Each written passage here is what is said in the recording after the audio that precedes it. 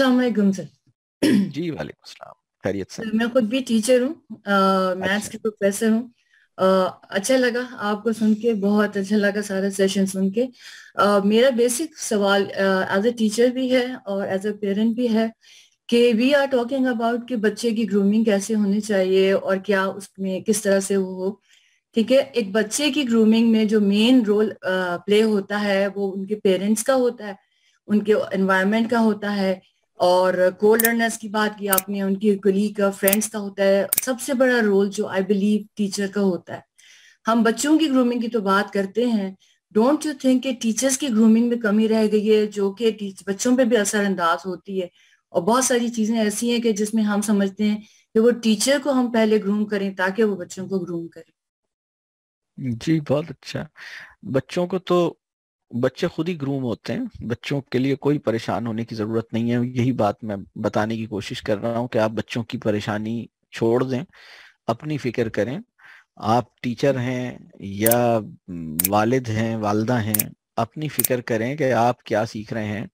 आपने पिछले एक महीने में कौन सी किताब शौक से पढ़ी है। आपके जहन में आखिरी दफा आपके जहन में कोई बड़ा सवाल कब पैदा हुआ, उस सवाल के साथ आपने क्या किया, और आपने उस सवाल को कहीं लिखा और उस पर गौर व फिक्र किया या नहीं किया। और आपने पिछले 2 महीने पहले जो आपका इंटेलेक्चुअल लेवल था, आ, अब इस वक्त उसमें कोई फर्क आया है या नहीं आया, या उसी जगह पे खड़े हैं। आपने कुछ नया या कोई काम की चीज सीखी या नहीं सीखी, और जो सीखी हुई चीज थी उसको आ, उसकी मदद से अपना जायजा लिया या नहीं लिया। आपका सेल्फ अकाउंटेबिलिटी का प्रोसेस कैसा है। बिल्कुल सही बात है, आप बिल्कुल सही बात कर रही हैं कि टीचर की ग्रूमिंग बहुत अहम है।